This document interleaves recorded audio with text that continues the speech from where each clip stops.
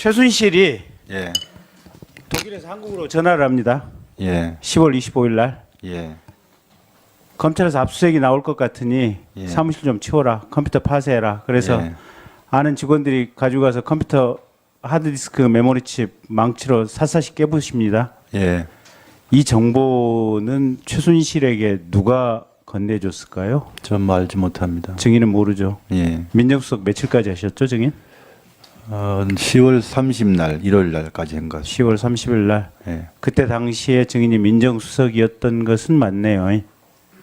예. 10월 25일 날 민정수석이었습니다. 근데 어쨌든 증인으로서는 모르는 일이다. 예. 그러면 최순실이 검찰에 직통으로 통하는 직통 라인이 있었을까요? 근데 위원님, 아까부터 계속 무슨 증거인멸하는 문서를 만들었다 이렇게 하는데. 아니 그냥 여쭤보는 거예요. 전 모르겠습니다. 예. 모른다. 예.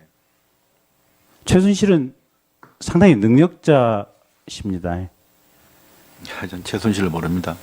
아니 그러니까 증인은 최순실 모르고 예.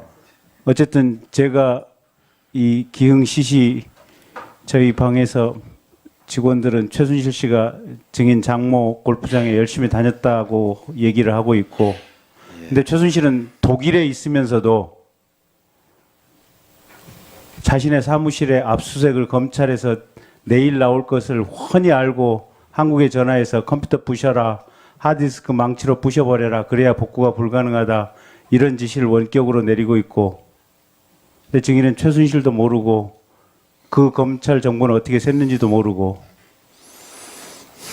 증거인멸 같은 거 저도 다 검사 출신인데 그런 거 누구든 간에 시키겠습니까? 그런 거 한 적 없습니다. 아니 그러니까 예. 그러면 궁금한 게 최순실은 도대체 검찰에서 압수수색 나온다는 걸 어떻게 알았을까? 궁금해서 여쭤보는 거예요. 전부 모르겠습니다. 네. 대통령이 알려줬을까? 어떻게 생각하세요? 말씀해 보세요. 제가 알지 못합니다. 알지 못하십니까? 안종범 수석도 마찬가지거든요. 정동구 씨 조사받은 내용 다음날 김필승 씨한테 그대로 토스가 되거든요. 정동구가 검찰에서 이러이러하게 진술을 했다더라 라는 내용이. 안종범은 그 정보를 어떻게 입수했을까요? 알지 못합니다. 알지 못하십니까? 우병우 증인 답변 자세 태도 그렇게 계속 불량하게 하실 겁니까? 아니 네? 지금 실제로 모르는 일에 대해서 계속 물어보기 때문에 뒤로 모른다고 뻗쳐가지고 말씀드리고 그렇게, 있습니다. 에? 마이크 소리도 안 들리게 그게 답변 자세예요? 정말 그렇게 똑바로 안 하실 겁니까? 의자에 바로 앉아 있습니다, 위원장님. 알겠습니다. 자 아니, 계속하세요. 저는 개인적으로 자세를 탓할 생각은 없습니다. 근데 독일에 있는 최순실이 내일 검찰에서 압수수색하는 것을 어떻게 알았을까? 검찰 내에, 대한민국 검찰 내에 최순실의 수족들이 그렇게 쫙 깔려 있을까? 대통령이 알려줬을까? 우병우 민정수석이 알려줬을까? 검찰총장이 알려줬을까? 누군가는 알려주지 않았겠습니까? 알지 못합니다. 알지 못하시죠? 예. 근데 어쨌든 이걸 계기로 해서 국민들께 이 얘기는 드리고 싶습니다. 저도 검사 출신이긴 하지만 이런 검찰, 이런 썩어빠진 검찰 때문에 대한민국이 여기까지 와 있는 겁니다. 그 얘기 드리고 싶습니다. 그 김기춘 실장이 이제 증인께 이렇게 대통령이 뜨시니까 한번 면담해봐라 해서 지금 면담을 했다는 거 아닙니까? 네. 최초에. 그럼 네. 대통령께 우병우 증인을 소개하거나 얘기를 한 사람은 누굴까요? 대통령께서는 여러 경로로 추천을 받을 거라 생각을 합니다. 제가 알 수 있는 부분은 아닙니다. 최순실 씨 아닐까요? 저는 그렇게 생각하지 않습니다. 그렇게 생각하지 않습니까? 예. 한번 저기 영상 사운드를 한번 좀 틀어보겠습니다. 최순실과 오늘과 동시에 우병우가 민정 비서관으로 청와대를 들어갔어. 부장자 회장이. 그래서 최순실이가 뭐 나는 여기 기억만 하면 소품 오는 기분이 소품 민정수석으로 올라간 거야. 이거 성명 그거야. 그 병원 부인인가 봐. 김영재 소녀니까 부자가 업체는 사장이거든. 실 만드는 회사 최순실은 이영희로 왔거든. 컴퓨터에 인형 셔틀 이름을 딴 이름을 넣으니까 그 최순실 이름이 이영희로 들어가는데 그런가 이 최순실 거 다 맞고 애들끼리는 이상한 관계가 저도 이런 음성을 변조해서 올리는 걸 참 싫어합니다. 싫어하는데 증인의 장모께서 기흥시시를 운영하는데 저희가 여러 가지 방법으로 기흥시시의 종업원들 또 거기 SDNJ 사무실이 또 그 안에 있죠. 기흥시시 안에 있죠. 본사는 정확히 모르겠습니다. 예. 그래서 그 기흥시시 안에 있는 여러 명들을 저희가 접촉해서 음성을 녹음을 했고 저 녹음한 내용 중에 핵심 부분을 지금 틀어드린 겁니다. 그리고 오늘 저 틀어드린 부분은 각 언론사에 배포를 하겠습니다. 다만 이제 언론사에 저희가 부탁드릴 것은 뭐냐면 저희가 음성 변조를 했는데 저거를 풀 수 있는 방법이 있답니다. 원래 음성으로 복원하는 기술이 동시에 있답니다. 근데 언론사에서 받으시면 저게 복원은 가능하겠지만 굳이 복원해서 그 당사자가 누군지 알려 하시지 말아 주셨으면 하는 그런 언론사에서 신중한 부탁을 드리겠습니다. 그러니까 이제 저 내용인 적은 그렇습니다. 그 최순실 씨가 기흥시시에 평균 2주에 한 번꼴로 왔고 증인의 장모이신 김장자 회장은 최순실 씨만 오면 버선발로 뛰어나가서 이렇게 즐겁게 맞이를 했고 그런 인연으로 해서 증인은 박근혜 대통령에게 민정비서관으로 추천이 됐고 결국은 증인, 최순실, 문고리 3인방 이런 사람들이 다 한 패거리를 이뤄서 이번 최순실 사태의 농단의 주범이다. 이렇게 지금 추정되는 상황입니다. 증인 사실 아니죠? 저는 저런 얘기를 도저히 난 납득할 수가 없습니다. 음성 변조돼 있고 네. 그리고 무슨 뭐 2주에 한 번씩 와서 버선발로 그런 얘기는 저는 납득할 수 없습니다. 한 말씀만 드리면 네. 우리 위원 잘 아실 겁니다. 제 전임 민정비서관은 제 검찰 4년 후배입니다. 4년 후배가 1년 이상 근무한 자리에 가는 게 검찰에 근무하신 분들은 아실 겁니다. 그게 무슨 영전이겠습니까? 저는 김기춘 실장님이 저한테 민정비서관 제안해서 워낙 어려운 분이라서 승낙을 했지만 돌아와서 4년 내지 5년 후배 뒷자리로 가는 것이 과연 맞느냐? 동기들이 검사장이 되고 된 지 벌써 1년 내지 1년 반이 됐는데 1급 비서관으로 한 게 맞느냐?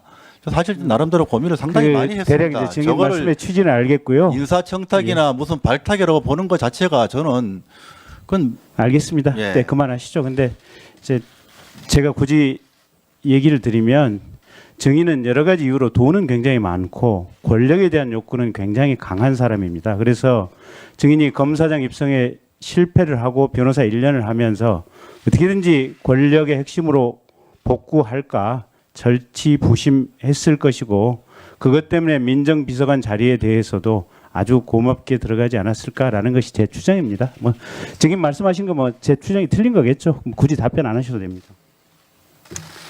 자, 그래서 이제 아까 저 배경 이제 저런 상황 하에서 증인은 아까 지금 세월호 압수수색과 이제 해경 압수수색과 관련해서 증인의 입장은 해경에 대해서 이 또 세월호와 관련해서 철저한 수사가 증인이 가지고 있는 입장이었고 그래서 해경 압수수색도 단지 두 기관 간의 충돌을 조정했을 뿐이다라고 얘기를 하는데 거기에 대해서 제가 파악한 부분을 가지고 조금 반박을 해보겠습니다. 그 당시에 이제 세월호 해경 정장 업무상 과실치사죄 적용을 광주지검의 변찬우 검사장이 상당히 주장을 했는데 그 변찬우 검사장 2015년 1월에 대검 강력부장으로 인사났다가 결국은 이게 좌천됐다가 사표 내고 나갔습니다. 그다음에 그때 당시에 이게 하도 법무부에서 또 민정에서 이게 반대가 심하니까 대검 내의 각 과장들에게 법리 검토를 시켰는데 대검 과장이던 손영배 부장검사가 이게 업무상 과실치사죄로 기소되는 게 맞다고 주장을 했는데 유일하게 대검 과장급 중에서는 인사를 받으면서 북부지검 과장으로 좌천성 인사를 받았습니다. 그리고 또 하나가 그 세월호 특위를 구성하는 데 있어서 수사권 기소권 문제를 가지고 악착같이 싸웠습니다. 여기 있는 의원님들 다 기억하실 겁니다. 그때 당시에 여당 정부에서는 세월호 특조위에서 수사권을 가지면 안 된다고 정말 온몸으로 막았습니다. 심지어는 세월호 유족들에 대해서 시체팔이를 한다는 식으로 인터넷에 속칭 말하는 댓글 조작 세력들이 엄청나게 글을 올렸었습니다. 그리고 세월호 특조위 기간 연장 문제를 가지고도 박근혜 대통령이나 이 정부 거의 경기에 가까운 거부 반응을 보였습니다. 그런 배경 상황을 가지고 유추를 해본다면 아까 증인이 말씀하신 두 기관 간의 조정 또는 압수수색 영장을 새롭게 받아라 라는 얘기만 했다고 하는 부분, 물론 그 얘기를 하는 것도 법 위반이고 부적절하고 판단하지만 그랬다고 하는 증인의 주장은 거짓말로 판단이 됩니다. 증인 한 번 더. 네, 사실입니다. 아까 다 설명드린 그대로입니다. 예. 우병우 민정비서관이 어떻게 들어왔냐라는 질문에 이렇게 답변했습니다. 대통령께서 그 사람을 지명을 하고 한번 의사 확인하라 해서 제가 대면 면담을 한 일이 있습니다. 이렇게 답변하셨어요. 그런데 김기춘 비서실장이 이렇게 답변한 사람의 특징은 모두 최순실이라는 사람이 대통령에게 부탁한 사람입니다. 그래서 이 말은 결과적으로 우병우 민정비서관도 최순실의 부탁으로 들어갔다라는 것을 입증하는 대목이고요.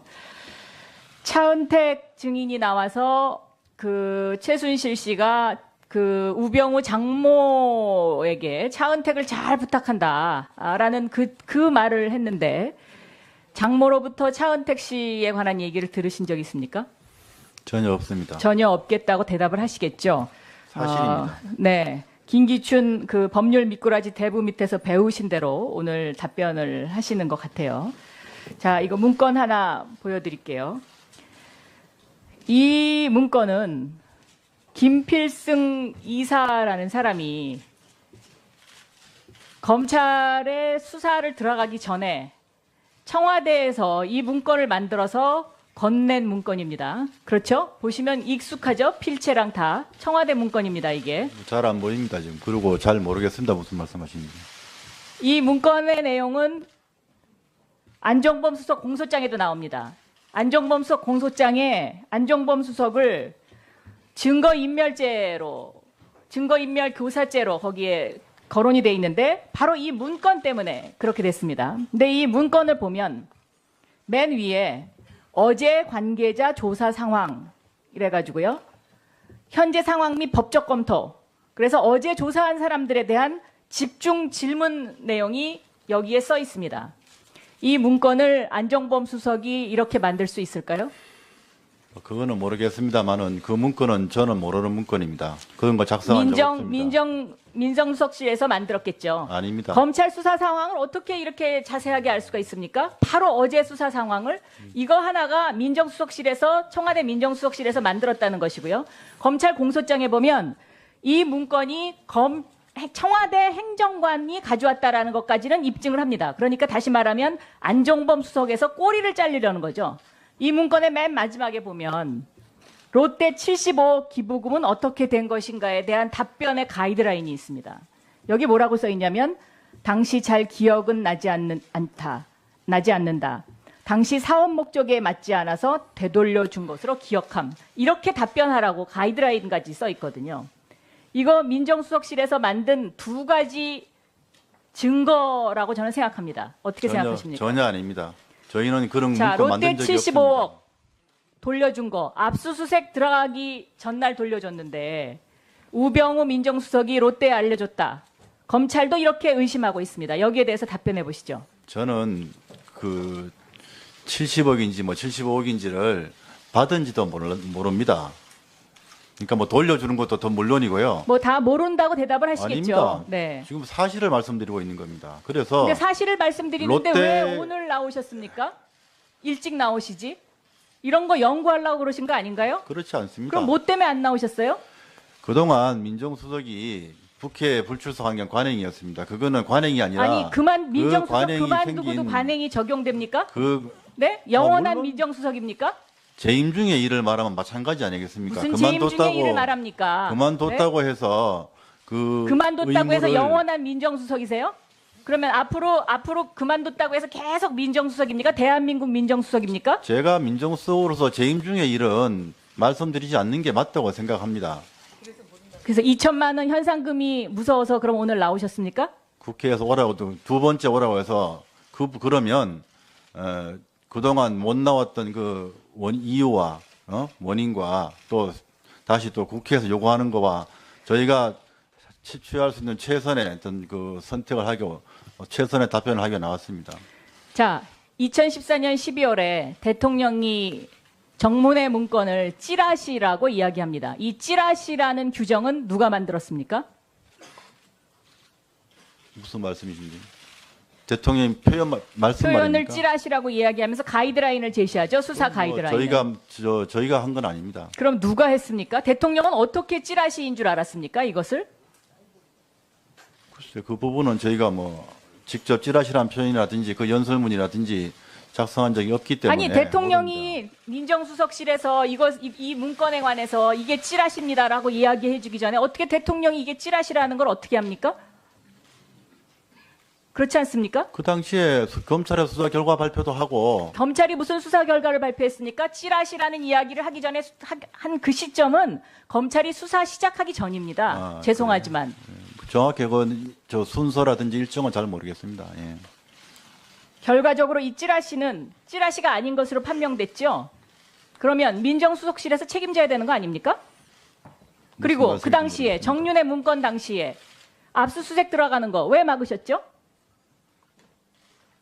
압수수색 같은 거 막은 적 없습니다. 압수수색 들어가는 거를 직접 전화해서 막았다고 검사가 진술했습니다. 그렇지 않습니다. 그런 적 없습니다. 왜 막으셨죠? 압수수색 들어가는 정윤회 집 압수수색을 왜 막으셨습니까? 저는 검찰이 법과 원칙에 따라 수사했다고 생각합니다. 그 외에는 김주현 대검차장하고 평상시에 얼마나 자주 통화하십니까? 평상시에요? 네. 필요가 있으면 통화합니다. 또 대검차장 간 법무부 이후는 안대근 검찰국장과 평상시에 얼마나 자주 통화하셨습니까? 필요할 때만 통화합니다. 필요할 때마다 통화하죠. 그게 바로 증거입니다. 그 두 사람을 통해서 검찰은 김주현 차장, 법무부는 안대근 검찰국장을 김주현 통해서 차장도 대검차장 간 이후에는 거의 통화한 적이 없습니다.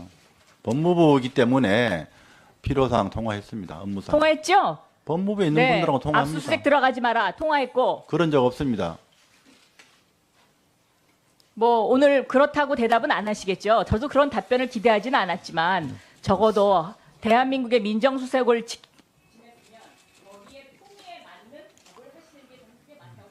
사실을 말씀드리고 있습니다. 11일 기억하십니까? 2009년 4월 30일 네. 말씀해 주시면 하면 좀 어렵겠지만 저 한번 읽어주시겠습니까? 제가요. 네.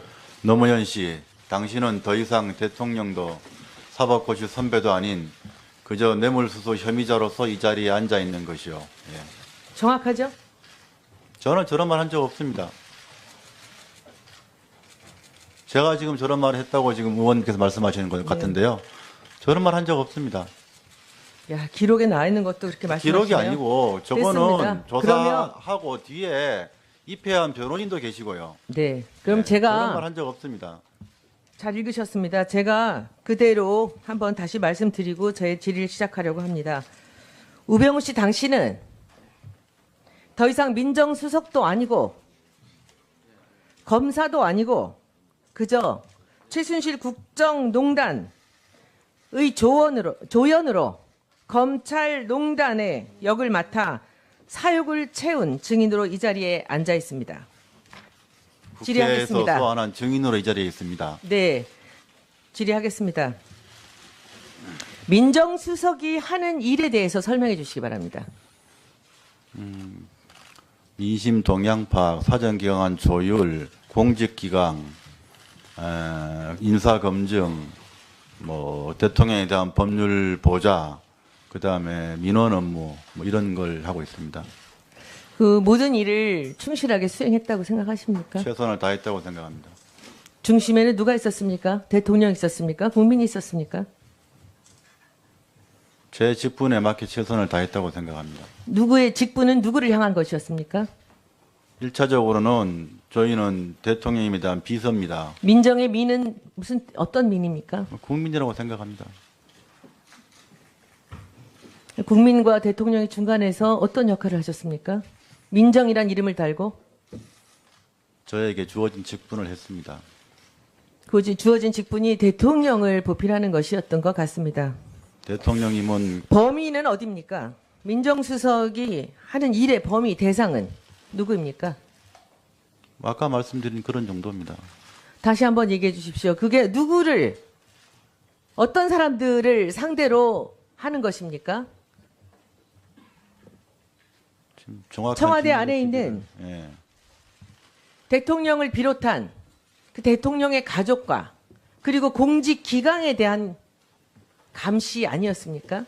그런 업무 그렇죠. 그런 대통령은 대통령의 이야기보다도 가족은 범위에 들어가지 않았습니까? 뭐 친인척분 친인척이 들어가죠. 됩니다. 예. 네. 그 친인척에 최순실은 포함되지 않겠죠. 예. 아까 최순실을 만나신 적이 없다고 예. 하시대요. 한 번도 본 적 없습니다. 한 번도요. 예. 존재는 언제 알았습니까? 정윤회 문건 사건 때 정윤회 씨의 부인이다. 뭐 그런 정도로 알고 그리고도 한 번도 본 적 없으시고요. 본 적 없습니다. 최순실의 그 어떤 행위를 알게 되시고 나서도 민정수석으로서 했던 일은 없습니까? 뭐 최순실의 행위라 예, 하시면 제 정윤회 문건을 보시고 예. 그 정윤회와 최순실이 국정농단에서 뭔가 이 사람들의 역할이 굉장히 위중하게 있다라는 느낌을 받지 않으셨습니까? 정윤회 문건 사건 때는 정윤회 씨가 청와대 비서관이나 뭐 행정관을 통해서 국정에 개입한다. 최순실 그런 없이 사건이었습니다. 정윤회가 있습니까?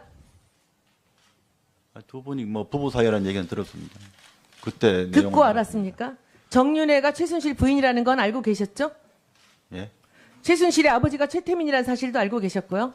뭐 그 당시에 그런 뭐 언론이나 이런 보도에서 그런 내용들 왜 정윤회 씨가 그렇게 비선 라인이냐 뭐 이런 식의 한 관련된 그러면 언론 보도는 본 적이 있습니다. 최순실에 대해서는 그 조사를 한 적도 없습니까? 민정수석 하시는 동안에 정윤회 사건 이후로. 최순실을 조사한 적이 있냐고요? 네. 없습니다. 대통령님은 주로 전화로 소통했습니다. 전화를 했습니까? 대면 안 하시고요. 뭐 주로 전화로 했습니다. 참 여러 가지 생각이 듭니다. 오늘 증인을 보면서 지금 이 아까 제가 2009년 4월 30일에 대한 말씀을 드렸습니다. 노무현 대통령을 취조할 때 그때 당시 노무현 대통령을 취조할 때하고 지금의 증인 심정하고를 한번 좀 이 소회를 말씀해 주십시오. 그때 노무현 대통령은 어떤 생각이었을까라는 생각을 이번에 나오시면서 한번 해보시지 않았을까요?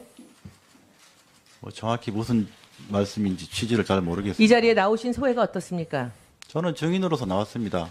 증인으로. 그래서 근데 왜 도망 다니셨습니까? 도망간 적 없습니다. 제가 증인 채택이 된 거는 뭐 11월 뭐 이따가 하순이라고 생각하는데 다음에 질의 한 번 더 하겠습니다. 지금 제가 특검에 어쨌건 저는 요청합니다. 출석을 안 특검에 하기 위해서 요청합니다. 도망한 적 가만히 없습니다. 계세요. 특검에 요청합니다. 2014년, 13년 변호사 시절에 김장자와 최순실과 우병우 증인이 기흥 CC에서 골프를 여러 회 회동한 증인과 함께한 동반자의 증언을 드리겠습니다. 특검에서 조사해 주시기 바랍니다. 그런 적 없죠? 전혀 사실이 아닙니다. 네, 제가 그 자료를 다 드리겠습니다. 예. 그리고 위증죄를 엄중하게 묻도록 하겠습니다. 사실대로 정언하고 있습니다. 도망 다니신 거 아니라고요. 도망간 거 아닙니다. 그런데 왜 이렇게 피해 다니면서 그 서류를 받지 않으려고 한 건 아닙니까? 제가 민정수석을 그만두자 말자 10월 말에 그만뒀는데요. 11월 초부터 바로 어제까지 저희 집에 기자들이 수십 명이 와 있고 매일 문을 두드리고 벨을 누르고 카메라를 들이대고 도저히 집에 있을 수가 없는 상황이었습니다. 그래서 저는 11월 초부터 이미 집을 나가 있었습니다. 그게 도망간 거 저뿐만 아닙니까? 아니라 아니, 언론 취재를 피해간 것이지 그때는 그 국회 증인 채택도 되기 전입니다. 예, 대통령 독대를 한 적이 있습니까? 예. 몇 번 했습니까? 몇 번인지는 밝히지 이게 적절치 않다고 생각합니다. 네? 몇 번인지 밝히는 것은 적절치 않다고 생각합니다. 아, 이거 영업 비밀입니까? 아니 비서와 그 대통령 간의 한 달에 몇번 의사소통 정도 방향 만났- 방법에 관해서 구체적으로 말씀드리기는 곤란하다고 생각합니다. 아, 국가 보호에 관련된 사항입니까? 제 입장이 그렇다는 말씀입니다. 박 대통령 독대를 그러면 한 달에 한 몇 번 정도 했습니까? 평균적으로? 횟수를 밝히기 곤란하다고 말씀을 드렸습니다. 영업 비밀입니까? 국민들이 그걸 알고 싶어 하는데요. 뭐 절대로 말씀해 줄 수 없나요? 의원님이 생각하듯이 그렇게 자주는 아닙니다. 예. 일주일에 한 번씩은 만났죠. 더 이상 말씀드리지 않겠습니다. 그 부분은. 예. 이게 그렇게 필사적으로 답을 못할 만큼의 기밀사항입니까? 왜 그걸 답을 못하죠? 저는 그게 비서라는 공직자로의 본분이라고 생각을 합니다. 만날 때는 누굴 통해서 만났습니까? 독대할 때? 뭐 저기 누구 그 주변에서 관저나 뭐 부속 비서관실이나 주변에서 오라고 하면 갔습니다. 정호성 비서관입니까? 의원님 그거 더 이상 밝히고 싶지 않습니다. 그럼 여기 뭐하러 나왔어요? 집에 가세요. 공직자로서의 또 다시 그 도망 다니세요. 지켜야 될 본분이라고 현상금도 걸 생각합니다. 테니까 여기 뭐하러 나와 계셔요? 매주 일요일 날 저녁에 최순실이가 청와대 들어온 건 알고 계셨어요? 모릅니다. 아니 민주수석이 아는 게 뭐예요? 민정수석이 대통령 일정에 관해서는 공식 일정을 아는 겁니다. 비공식 일정이나 이런 거는 뭐 저희가 확인하거나 하지 않습니다. 문고리 3인방과는 얼마큼 자주 회동했어요? 그냥 직장 동료로서 뭐 업무상 보고 그랬습니다. 그 미팅을 일주일에 몇 번씩 했습니까? 예? 미팅을 그런 일주일에 몇 식으로 번씩 뭐 했어요? 일주일에 몇 번씩이든지 이렇게 정기적으로 본 적이 아니고요. 수시로 업무상 만났습니까? 필요하면 전화하고 뭐 그렇게 했습니다. 안종범이가 정경영 통해서 이 재단 돈을 모금한 사실은 알고 계셨습니까? 그건 그 당시로서는 전혀 몰랐습니다. 아니 도대체 민정수석이 그럼 뭘 한 겁니까? 그 부분이 이 사건에 관해서 아니 이런 거를 조사하고 이런 걸 감시하라고 민정수석이 있는 거 아닙니까? 그 부분에 관해서 지금 이 사건에 관해서 제가 그러니까 관여도 안 하고 조사도 못한 부분이 제가 미흡하다고 여러 번 말씀을 드렸습니다. 그 인정을 합니까? 그걸 좀 제대로 조사했고 했으면 예방 없이 됐으면 좋겠다고 여러 번 그 말씀드렸습니다. 직무유기를 한 거 인정을 하시냐고요? 미흡하게 했다는 말씀을 드립니다. 그 부분은 미흡하다고 그래서 송구스럽다고 말씀을 드립니다. 현기한 정무수석은 왜 감찰하지 않았어요? 예? 현기한 정무수석은 왜 감찰하지 않았어요? 구속까지 됐는데. 그거는 나중에 강제 수사를 통해서 나타난 일이지. 그 당시에는 뭐 그런 그러니까 정무수석이 한 일이 없는 거예요. 예? 정무수석이 한 일이 이제 민정수석이 한 일이 없는 거예요. 저는 직무유기로 특검에 즉시 특검이 구속수를 해야 된다고 봅니다. 그리고 저 정인의 태도를 봐가지고 끊임없는 증거 인멸과 말 맞추기 하고 있는데 아들이 어느 유치원 다녔어요? 우리 애들요? 네. 초유치원 다녔죠? 아란 유치원 다녔습니다. 자, 봅시다. 자, 조혁 도의. 그 우병우 선수가 이제 4학년 때 시험을 합격을 하고 예. 사법연수원을 들어가게 되는데 그게 연수원 19기들이에요. 예. 연수원 19기가 누구누구가 있냐면 전해철, 예. 최재천. 전해철도 그렇게 일찍 합격했어요? 아니 또 나이가 많은데 전해철은 더 81학번인데 예. 우병우는 84학번인데 4학년 때 된 거고 그래도 하여튼 2, 3년 상관밖에 안 되네. 1988년에 하여튼 저 연수원에 입소한 게 19기들인데 거기 이제 그 전해철, 최재천. 예, 거기 다 19기들이에요. 예. 그런데 우병우라는 사람의 캐릭터 자체가 만나서 1시간 정도만 얘기를 하면 예. 좋아할 수 없는 캐릭터예요. 어. 그러니까 무지하게 건방져. 그래요? 네. 그 나하고 대단히 유사점이 있는데 난 사람 만나고 1분만 지나면 다 나를 좋아하는데. 그러니까 이제 이렇게 좀 웃으면서 네. 깔때기를 들이대는 스타일과 예.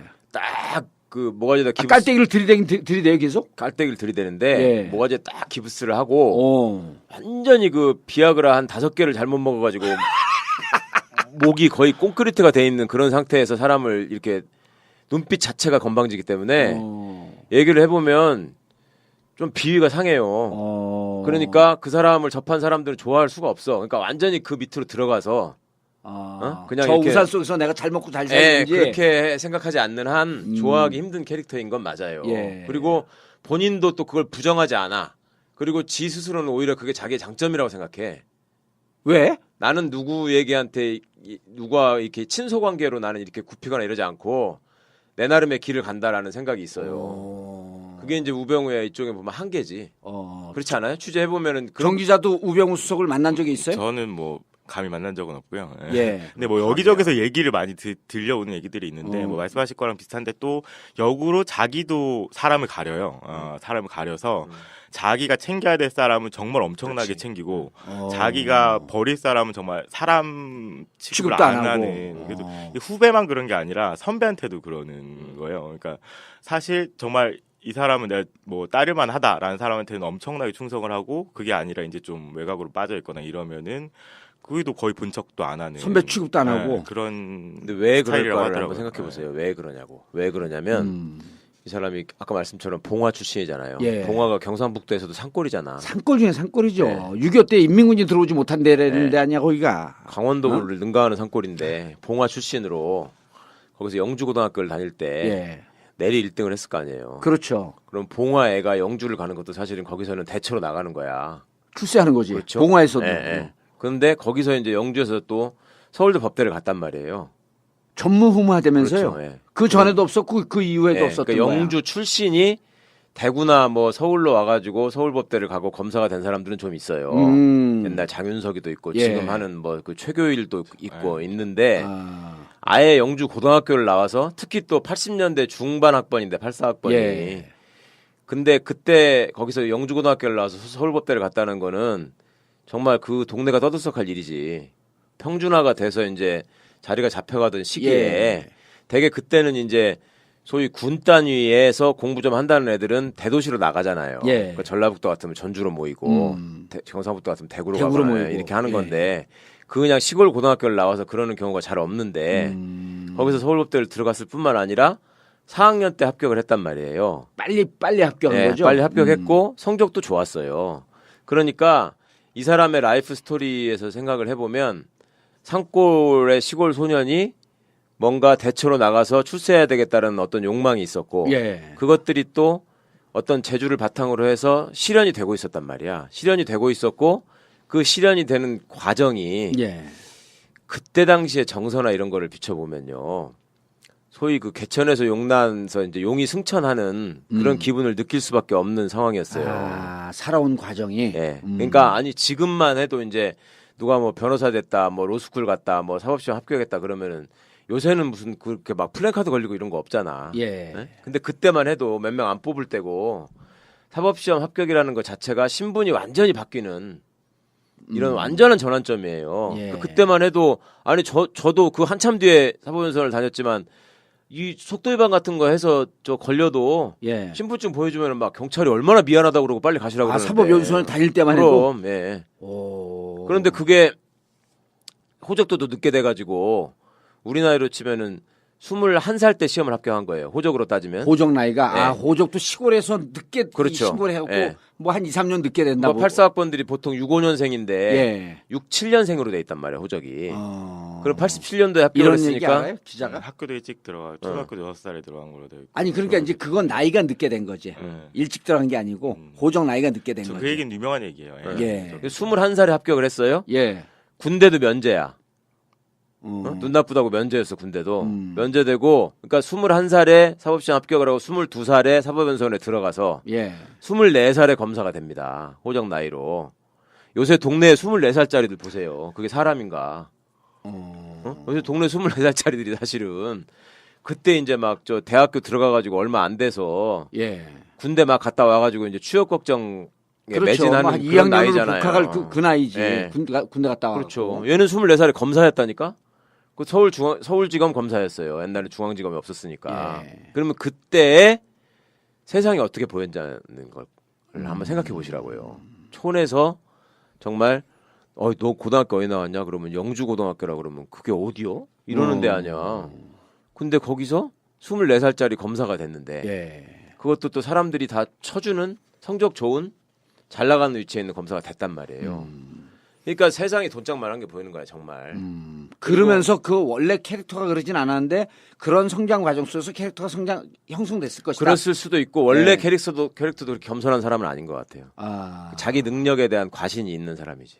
이제 이 사람이 사실 뻣뻣하기만 해서는 검찰 조직이 그렇게 만만한 조직이 아니라서 살아남지 예. 못했을 건데 예. 이제 이 사람이 뭐 그런 검찰의 생리를 느낀 이제 하나의 계기가 있었다고 이제 하더라고요. 이제 본인이 예, 이 초임지가 검사로 이제 2등, 검사로 2등으로 해가지고 사법연수원을 이제 졸업을 해서 검사로 2등이란 게 검사 뭐예요? 중에서 이제 2등으로 사법연수원 인간 성적이 인간 성적이 예. 보통 성적이 높으면 서울중앙지검에 발령을 받거든요. 그래서 예. 초임지를 이제 서울중앙지검에서 이제 근무를 한 다음에 두 번째 근무지가 이제 그 대구지검 경주지청이었다고 해요. 근데 예. 경주지청에서 이제 초임 검사 갓 초임을 뗀 지 얼마 안 되는 검사가 와서 지역 유지를 건드린 거예요. 근데 거기서 이제 그 지역 유지는 지역 뭐 정계를 비롯해서 중앙 정계까지 다 끈이 이제 다 있는 사람인데 청와대하고 직통으로 거래되는 사람인데. 거래되는 사람인데 예. 그 사람 수사를 하다가 결국에 이제 인사처에도 아닌데 이제 나중에 밀양지청으로 이제 쫓겨났어요. 더 물을 먹어. 이제 아니, 원래는 이제 지역 가는 게 이제 정상적인 인사 라인이었고 그래서 예. 이제 그 경주청을 갔는데 거기서 이제 인사 시즌도 아닌데 그 수사를 하다 갑자기 이제 밀양지청으로 이제 명백한 빠져버리고. 좌천이지. 명백한 좌천. 있을 수 없는 예. 인사인데. 근데 그걸 이제 그때 당시에 이제 경험을 하고. 유지가 뭐 지역 유지가 이제 YS와 직접 선을 닿았다느니 뭐 이런 얘기들 많이 돌았었다고 하더라고요. 예. 근데 그때 그 뻣뻣했던 우병수석도 내가 어디까지 뻣뻣해야 되고 어디 선에서는 굽혀야 된다라는 걸 이제 깨달은 거죠. 그러니까 이제 인생의 쓴맛을 처음 본 거예요. 누울 그 자리를 사건에서. 보고 누워야 되겠다 네, 이제 그렇죠. 힘 있는 놈한테는 제대로 굽히고. 그렇죠. 진짜 센 놈한테는 내가 꿇어야 되겠다 이 생각을 그때 한 거지. 그래서 사실 재밌네. 사실 수사를 되게 잘한다는 평가가 되게 많아요. 예. 검찰 내부에서. 그리고 큰 수사도 많이 해봤고 뭐 보통 이제 특별 수사를 많이 해온 검사들을 뭐 특수통이라고 부르는데 예. 그 중에서도 되게 어떻게 보면 뛰어난 검사다라는 얘기를 많이 듣고 되게 강하게 또 수사를 해야 된다. 뭐 가령 삼성 에버랜드 전화사채 사건도 뭐 기소를 하고 막 이렇게 뭐 구조본 삼성 구조본 압수수색해야 된다 이런 주장까지 했었는데 그 길목길목마다 정말 이제 최고 힘 있는 검찰이 예. 검사 최고직이 여기까지는 끊자라고 하면은 그것도 받아들이는 또 검찰에 대해서는 미덕이죠 그게. 그러면서 이제 검찰로서 정말 안 좋은 거를 몸소 체험하면서 그것을 완벽하게 적응한 케이스네. 그러니까 어떻게 보면 세상에 대한 적응력이 되게 뛰어난 거죠. 그런 거 있어요. 한번 생각을 해보세요. 이제 내가 검사장이야. 예. 근데 이제 누구를 조지는 수사가 시작이 됐어요. 예. 예를 들어 재벌을 상대로 이제 수사를 하는 거예요. 그러면 수사를 강력하게 세게 하는 검사가 좋겠어요. 대충 부드럽게 하는 검사가 좋겠어요. 세게 하는 검사가 좋죠. 왜?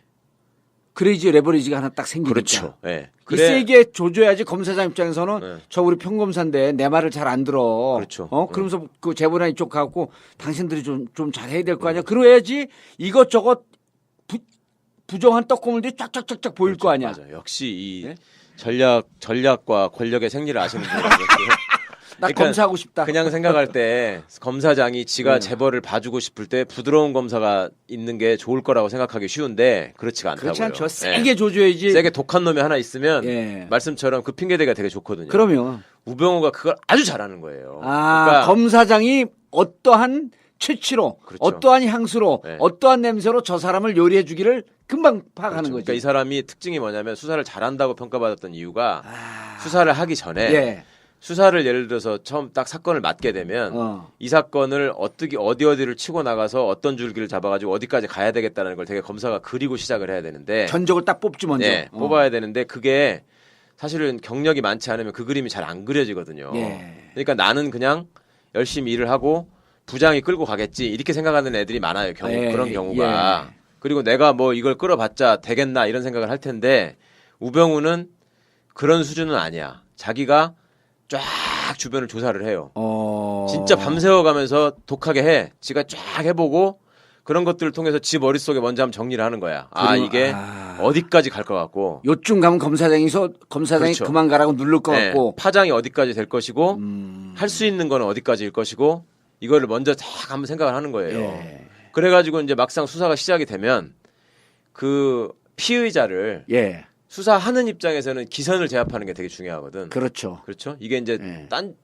살살 거짓말하고 뭐 이렇게 못하게 예. 그 두 가지 방식이 있어요. 하나는 인간적으로 이 사람한테 네가 어차피 이렇게 돼 있는 상황에서 나한테 너는 의탁하는 수밖에 없다. 예. 그 진실을 나한테 얘기하면 예. 내가 네 사정을 고려해서 뺄 거는 빼주마.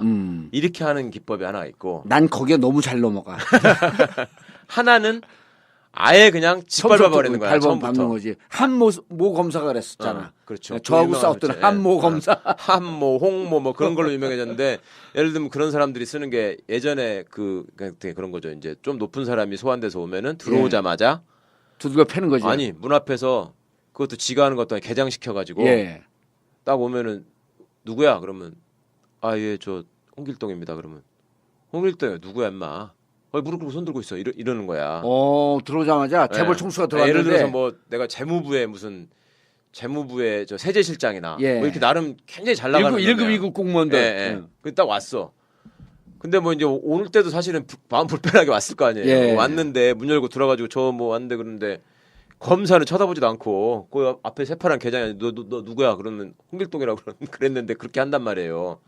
그러면 거기서 무릎 꿇고 손 들겠어요, 안 들겠어요?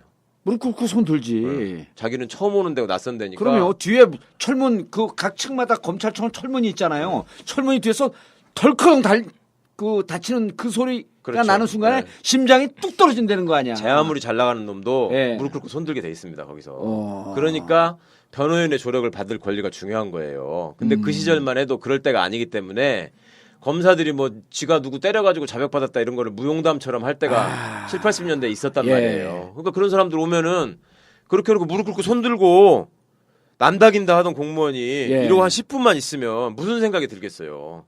진짜 내가 어쩌다가 신세가 이렇게 됐나부터 시작해가지고 좀 죽고 싶지 않겠어요? 그런 사람을 가가지고 이제 이렇게 일로 와보시라고 해가지고 하는 게 아까 제가 말한 첫 번째 방식으로 인간적으로. 인간적으로 해가지고 이렇게 하는 게 있고 예. 그 전에 무리를 일으켰던 이제 뭐 정치 검찰들. 그 라인들은 그렇게 오면은 이제 야, 뭐야 이렇게 해가지고 예. 계장이 가가지고 모르겠어요. 그러면 왜 몰라 누구야? 그러면 이제 저 무슨 세제실장인가 뭔가라던데 무슨 뭐 국세청인가 뭐 이지랄 하고 있으면 그러다가 이제 바로 거기서부터 이제 뭐야 너 이렇게 해서 시작하는 경우가 있는데 예. 우병우가 사전에 연구를 많이 하고 준비를 많이 하기 때문에 그 기선제압이 탁월한 거야 말하자면.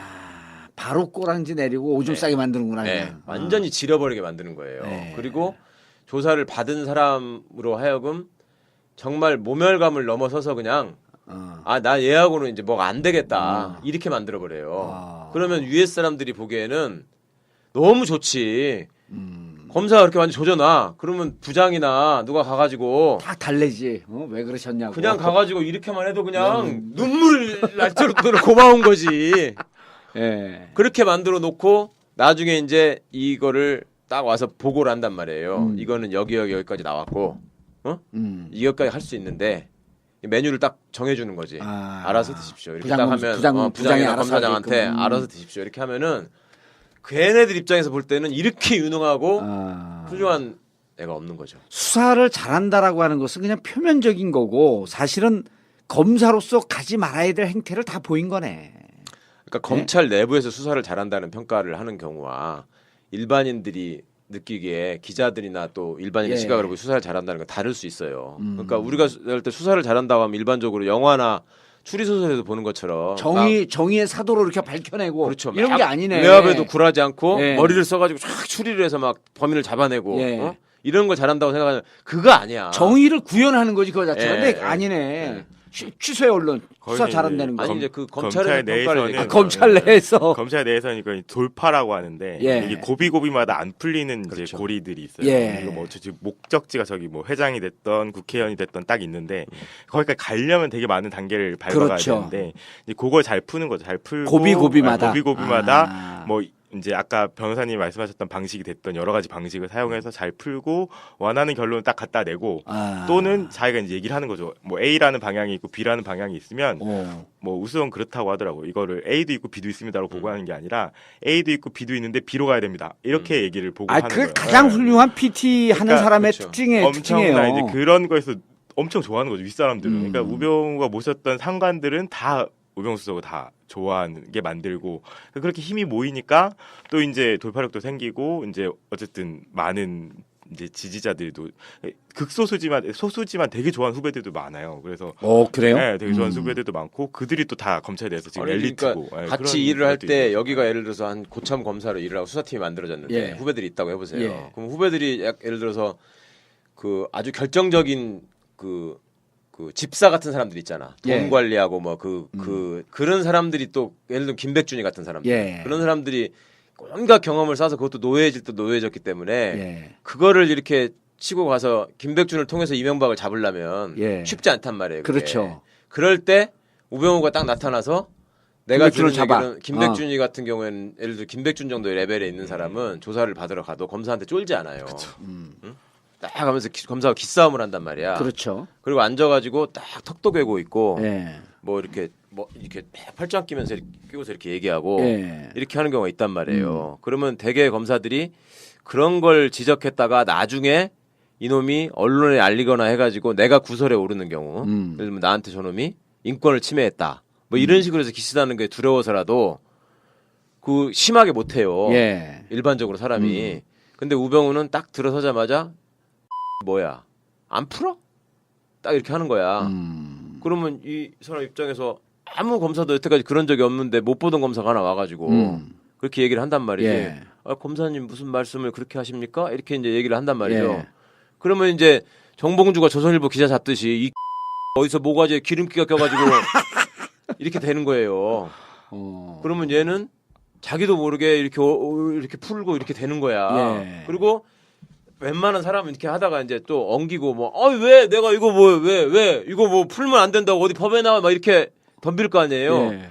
이제 몇 번 해보다가 자기가 쪽팔려서라도 이제 많은데 우병우는 끝까지 너 안 풀어? 너 안 풀어보자고 끝까지 달라붙어갖고 물어뜯는 거야 얘를. 아. 그러면 얘는 풀어 결국은. 그러면 그거를 지켜보는 후배들의 입장에서 얼마나 존경스럽겠습니까 그게. 그런 면이 하나가 있고 예. 윗사람들이 보기에는 그렇게 해서 이제 걔한테서 뭘 끌어낸 다음에 딱 안 될 줄 알았는데 와가지고 이렇게 다 나왔습니다. 메뉴가 여기까지 있습니다. 그럼 제가 보기에는 여기서는 소고기를 드셔야 됩니다. 예. 이렇게 딱 얘기를 해준단 말이야. 그럼 그래? 그럼 소고기 먹으면 되는 거야? 아 먹으면 됩니다. 먹을 수 있어? 먹을 수 있어. 이렇게 딱 했는데 지가 이제 들고 와 검찰총장한테 가서 소고기 먹어도 된답니다. 그러니까 검찰총장이 그냥 이번엔 돼지고기까지만 먹어 이렇게 얘기를 한단 말이야. 그러면 얘도 이제 심사가 복잡할 거 아니에요. 예. 지가 소고기 먹는다고 했는데 예. 그럼 돌아가가지고 이제 말하기도 사실 좀 쪽팔리지. 근데 야 우검사 돼지고기도 한번 생각해볼 만하지 않아? 그러면 그거를 이미 알아채고 있는 거지. 그래가지고 돼지고기도 가능합니다. 가능합니다. 예. 그런데 거기다가 양념만 이렇게 하면 소고기 먹는 거하고 똑같습니다. 이렇게 해주는 거지. 당신 얼굴이 우병우로 보여. 거기가 유능한 거죠. 윗선에서 보기에. 전부 모르겠습니다. 네. 대통령이 알려줬을까? 어떻게 생각하세요? 말씀해 보세요. 제가 알지 못합니다. 알지 못하십니까? 안종범 수석도 마찬가지거든요. 정동구 씨 조사받은 내용 다음날 김필승 씨한테 그대로 토스가 되거든요. 정동구가 검찰에서 이러이러하게 진술을 했다더라 라는 내용이. 안종범은 그 정보를 어떻게 입수했을까요? 알지 못합니다. 알지 못하십니까? 우병우적인 답변 자세 태도 그렇게 계속 불량하게 하실 겁니까? 아니 네? 지금 실제로 모르는 일에 대해서 계속 물어보기 때문에 모른다고 뭐 말씀드리고 그렇게, 있습니다. 마이크 소리도 안 들리게 그게 답변 자세예요? 정말 그렇게 똑바로 안 하실 겁니까? 의자에 바로 앉아 있습니다, 위원장님. 알겠습니다. 자, 아니, 계속하세요. 저는 개인적으로 자세를 탓할 생각은 없습니다. 근데 독일에 있는 최순실이 내일 검찰에서 압수수색하는 것을 어떻게 알았을까? 검찰 내에, 대한민국 검찰 내에 최순실의 수족들이 그렇게 쫙 깔려 있을까? 대통령이 알려줬을까? 우병우 민정수석이 알려줬을까? 검찰총장이 알려줬을까? 누군가는 알려주지 않았겠습니까? 알지 못합니다. 알지 못하시죠? 예. 근데 어쨌든 이걸 계기로 해서 국민들께 이 얘기는 드리고 싶습니다. 저도 검사 출신이긴 하지만 이런 검찰, 이런 썩어빠진 검찰 때문에 대한민국이 여기까지 와 있는 겁니다. 그 얘기 드리고 싶습니다. 그 김기춘 실장이 이제 증인께 이렇게 대통령이 뜨시니까 한번 면담해봐라 해서 지금 면담을 했다는 거 아닙니까? 네. 최초에. 그럼 대통령께 우병우 증인을 소개하거나 얘기를 한 사람은 누굴까요? 대통령께서는 여러 경로로 추천을 받을 거라 생각을 합니다. 제가 알 수 있는 부분은 아닙니다. 최순실 씨 아닐까요? 저는 그렇게 생각하지 않습니다. 그렇게 생각하지 않습니까? 예. 한번 저기 영상 사운드를 한번 좀 틀어보겠습니다. 최순실과 오늘과 동시에 우병우가 민정 비서관으로 청와대에 들어갔어.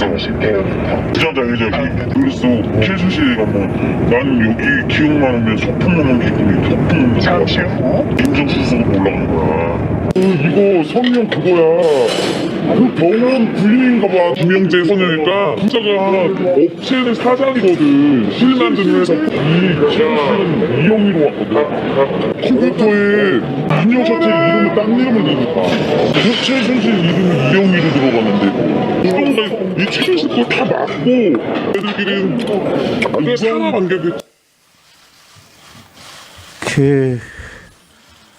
저도 이런 음성을 변조해서 올리는 걸 참 싫어합니다. 싫어하는데 증인의 장모께서 기흥CC를 운영하는데 저희가 여러 가지 방법으로 기흥CC의 종업원들 또 거기 SDNJ 사무실이 또 그 안에 있죠. 기흥CC 안에 있죠. 본사는 정확히 모르겠습니다. 예.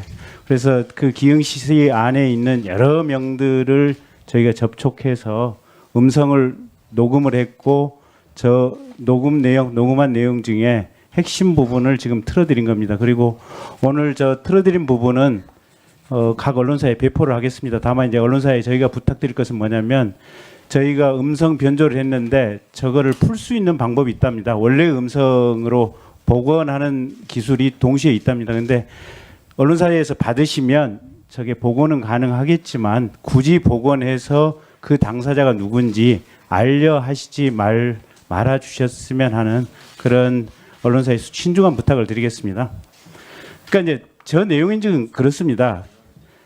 그 최순실 씨가 기흥CC에 평균 2주에 한 번꼴로 왔고 증인의 장모이신 김장자 회장은 최순실 씨만 오면 버선발로 뛰어나가서 이렇게 즐겁게 맞이를 했고 그런 인연을 조정했을 뿐이다라고 얘기를 하는데 거기에 대해서 제가 파악한 부분을 가지고 조금 반박을 해보겠습니다.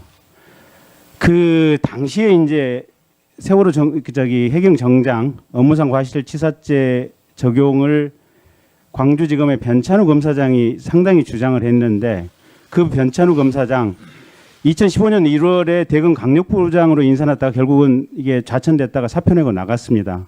그다음에 그때 당시에 이게 하도 법무부에서 또 민정에서 이게 반대가 심하니까 대검 내의 각 과장들에게 법리 검토를 시켰는데 대검 과장이던 손영배 부장검사가 이게 업무상 과실치사죄로 기소되는 게 맞다고 주장을 했는데 유일하게 대검 과장급 중에서는 인사를 받으면서 북부지검 과장으로 좌천성 인사를 받았습니다. 그리고 또 하나가 그 세월호 특위를 구성하는 데 있어서 수사권 기소권 문제를 가지고 악착같이 싸웠습니다. 여기 있는 의원님들 다 기억하실 겁니다. 그때 당시에 여당 정부에서는 세월호 특조위에서 수사권을 가지면 안 된다고 정말 온몸으로 막았습니다. 심지어는 세월호 유족들에 대해서 시체팔이를 한다는 식으로 인터넷에 속칭 말하는 댓글 조작 세력들이 엄청나게 글을 올렸었습니다. 그리고 세월호 특조위 기간 연장 문제를 가지고도 박근혜 대통령이나 이 정부 거의 경기에 가까운 거부 반응을 보였습니다. 그런 배경 상황을 가지고 유추를 해본다면 아까 증인이 말씀하신 두 기관 간의 조정 또는 압수수색 영장을 새롭게 받아라 라는 얘기만 했다고 하는 부분, 물론 그 얘기를 하는 것도 법 위반이고 부적절하고 판단하지만 그랬다고 하는 증인의 주장은 거짓말로 판단이 됩니다. 증인 한 번. 네, 사실입니다. 아까 다 설명드린 그대로입니다. 예. 우병우 민정비서관이 어떻게 들어왔냐라는 질문에 이렇게 답변했습니다. 대통령께서 그 사람을 지명을 하고 한번 의사 확인하라 해서 제가 면으로 해서 증인은 박근혜 대통령에게 민정비서관으로 추천이 됐고 결국은 증인, 최순실, 문고리 3인방 이런 사람들이 다 한 패거리를 이뤄서 이번 최순실 사태의 농단의 주범이다. 이렇게 지금 추정되는 상황입니다. 증인 사실 아니죠? 저는 저런 얘기를 도저히 난 납득할 수가 없습니다. 음성 변조돼 있고 네. 그리고 무슨 뭐 2주에 한 번씩 와서 버선발로 그런 얘기는 저는 납득할 수 없습니다. 한 말씀만 드리면 네. 우리 위원 잘 아실 겁니다. 제 전임 민정비서관은 제 검찰 4년 후배입니다. 4년 후배가 1년 이상 근무한 자리에 가는 게 검찰에 근무하신 분들은 아실 겁니다. 그게 무슨 영전이겠습니까? 저는 김기춘 실장님이 저한테 민정비서관 제안해서 워낙 어려운 분이라서 승낙을 했지만 돌아와서 4년 내지 5년 후배 뒷자리로 가는 것이 과연 맞느냐? 동기들이 검사장이 되고 된 지 벌써 1년 내지 1년 반이 됐는데 1급 비서관을 한 게 맞느냐? 사실 나름대로 고민을 상당히 많이 했습니다. 대략 이제 증인 말씀의 취지는 알겠고요. 인사청탁이나 무슨 발탁이라고 보는 것 자체가 저는 그건 알겠습니다. 예. 네, 그만하시죠. 근데 이제 제가 굳이 얘기를 드리면 증인은 여러 가지 이유로 돈은 굉장히 많고 권력에 대한 욕구는 굉장히 강한 사람입니다. 그래서 증인이 검사장 입성에 실패를 하고 변호사 1년을 하면서 어떻게든지 권력의 핵심으로 복구할까 절치부심했을 것이고 그것 때문에 민정비서관 자리에 대해서도 아주 고맙게 들어가지 않았을까라는 것이 제 추정입니다. 뭐 증인 말씀하신 거 뭐 제 추정이 틀린 거겠죠. 굳이 답변 안 하셔도 됩니다. 자, 그래서 이제 아까 저 배경 이제 저런 상황 하에서 증인은 아까 지금 세월호 압수수색과 이제 해경 압수수색과 관련해서 증인의 입장은 해경에 대해서 이 또 세월호와 관련해서 철저한 수사가 증인이 가지고 있는 입장이었고 그래서 해경 압수수색도 단지 두 기관 간의 충돌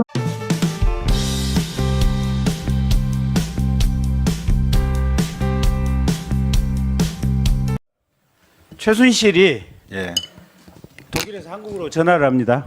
예. 10월 25일 날 예. 검찰에서 압수수색이 나올 것 같으니 예. 사무실 좀 치워라. 컴퓨터 파쇄해라. 그래서 예. 아는 직원들이 가지고 가서 컴퓨터 하드디스크 메모리칩 망치로 샅샅이 깨부십니다. 예. 이 정보는 최순실에게 누가 건네줬을까요? 전 알지 못합니다. 증인은 모르죠. 예. 민정수석 며칠까지 하셨죠, 증인? 10월 30날, 1월 날까지 한 것. 10월 30일 날. 예. 그때 당시에 증인이 민정수석이었던 것은 맞네요. 예, 10월 25일 날 민정수석이었습니다. 근데 어쨌든 증인으로서는 모르는 일이다. 예.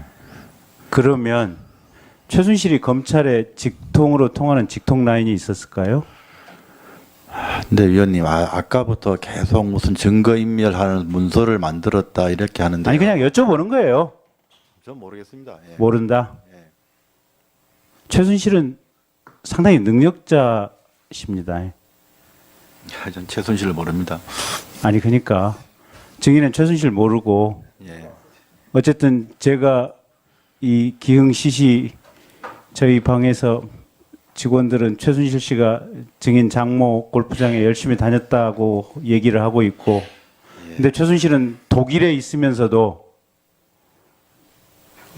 자신의 사무실에 압수수색을 검찰에서 내일 나올 것을 훤히 알고 한국에 전화해서 컴퓨터 부셔라, 하드디스크 망치로 부셔버려라, 그래야 복구가 불가능하다, 이런 지시를 원격으로 내리고 있고, 근데 증인은 최순실도 모르고 그 검찰 정보는 어떻게 샜는지도 모르고. 증거인멸 같은 거 저도 다 검사 출신인데 그런 거 누구든 간에 시키겠습니까? 그런 거 한 적 없습니다. 아니 그러니까 예. 그러면 궁금한 게 최순실은 도대체 검찰에서 압수수색 나온다는 걸 어떻게 알았을까? 궁금해서 여쭤보는 거예요.